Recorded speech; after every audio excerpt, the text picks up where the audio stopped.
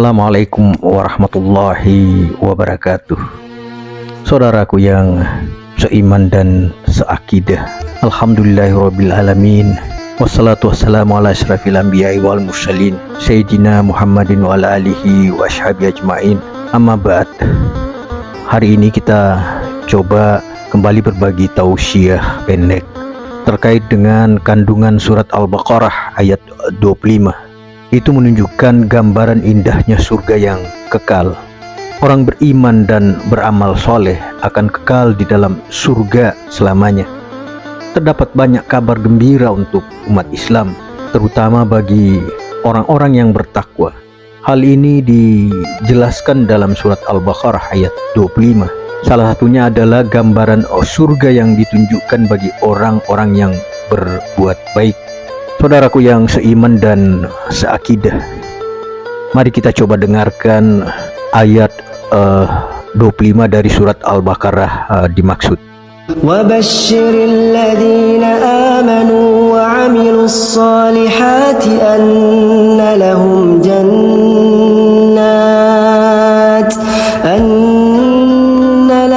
جَنَّاتٍ تَجْرِي مِنْ تحتها الأنهار كلما رزقوا منها من ثمرة رزقا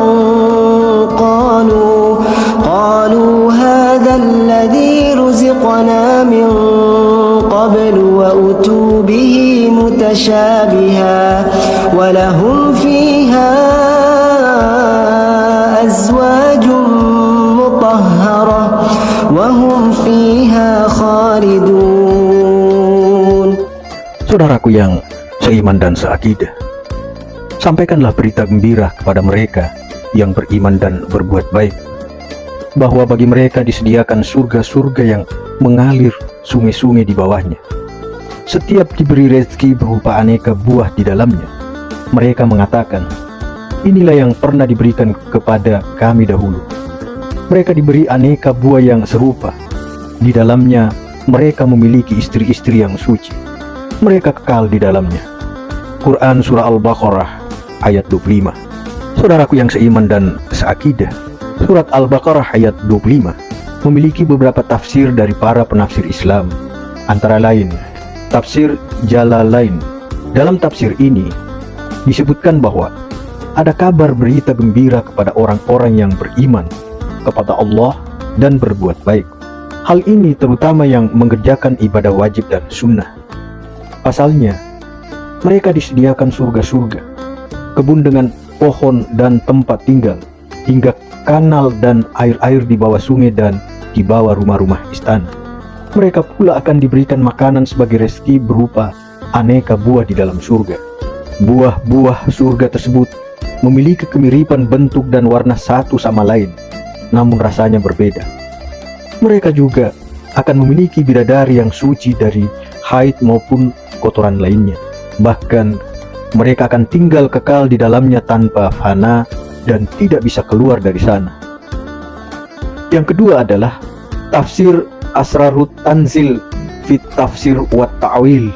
Tafsir karya Imam Al-Baghawi menyebutkan kata basyishir adalah setiap informasi benar yang mengubah wajah menjadi gembira. Kata basyishir digunakan untuk kebaikan dan keburukan, meski umumnya lebih sering digunakan untuk kabar baik. Amal soleh adalah segala perbuatan baik yang dilakukan oleh orang-orang beriman yang selalu berada dalam ketaatan. Utsman bin Affan radhiyallahu anhu mengatakan, amal soleh adalah keikhlasan dalam beramal. Hal ini telah diterangkan dalam surat Al-Kahfi ayat 110, yaitu amal soleh yang bebas dari riya. Sahabat Mu'adz radhiyallahu anhu menyebutkan amal soleh mengandung 4 hal, yaitu ilmu, niat, sabar, dan ikhlas. Dan surga adalah kebun yang di dalamnya terdapat banyak pohon-pohon berbuah. Dinamakan surga karena tersembunyi dan tertutup oleh pepohonan. Imam Al-Fara mengatakan, Al-Jannah adalah kebun yang terdapat pohon kurma di dalamnya. Sedangkan Al-Firdaus adalah kebun yang mengandung pohon anggur. Saudaraku yang seiman dan seakidah, mereka diberikan buah yang serupa sebelumnya. Sebagian ahli tafsir, kata Imam Al-Baghawi, mengatakan bahwa sebelumnya yang dimaksud bukanlah buah di dunia, akan tetapi cenderung rasa baru dari buah yang sebelumnya telah dimakan di surga. Jadi, setiap buah dengan jenis serupa memiliki rasa baru yang berbeda. Ibnu Abbas radhiyallahu anhu, Mujahid dan Ar-Rabi mengatakan bahwa buah di surga memiliki kemiripan warna dan perbedaan rasa.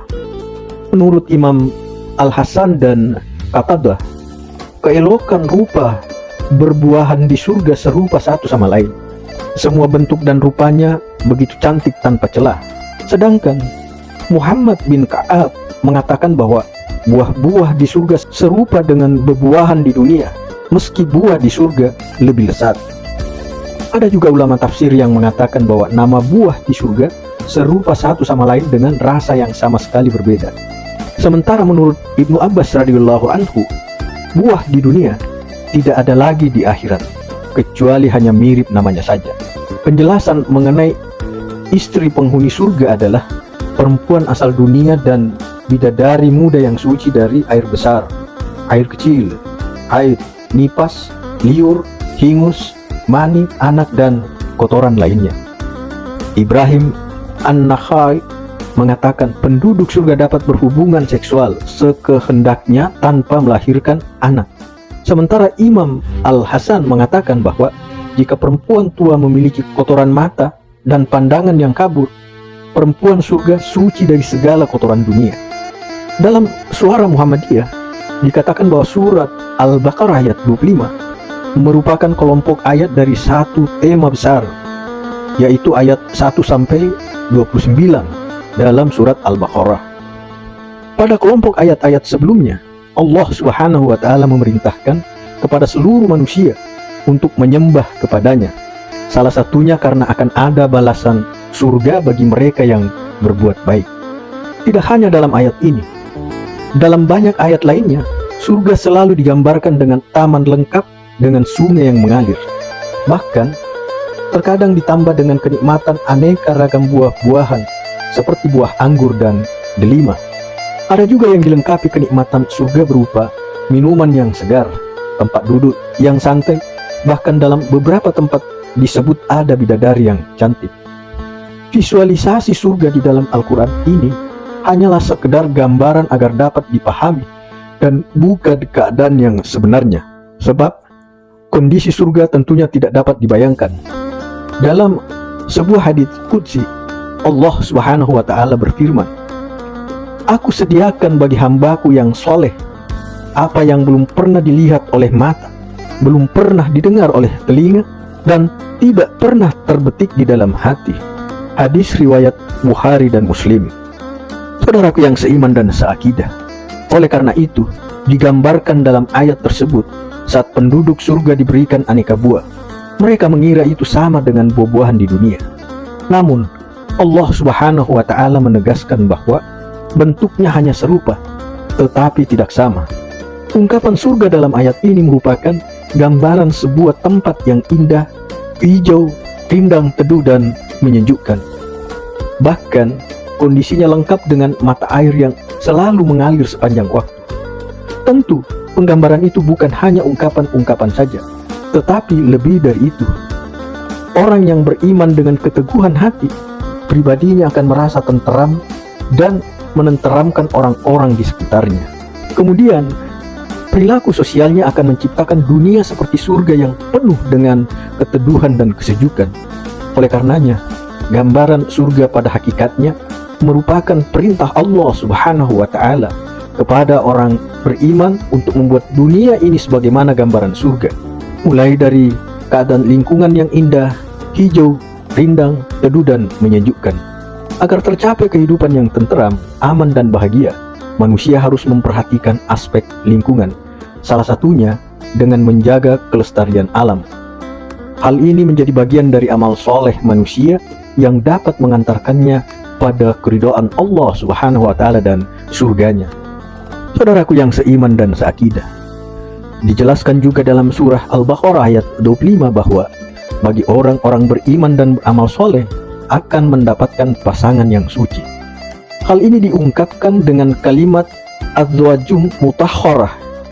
Azwaj adalah bentuk jamak dari zau. Dalam bahasa Arab, kata zau bersifat netral, bisa digunakan untuk laki-laki dan perempuan, sehingga sebenarnya lebih tepat diterjemahkan sebagai pasangan, bukan istri-istri. Ayat ini ditutup dengan pernyataan bahwa orang-orang beriman dan beramal soleh akan kekal di dalam surga selamanya. Inti dari surat Al-Baqarah ayat 25 adalah salah satu kunci surga, yakni beriman dan beramal soleh.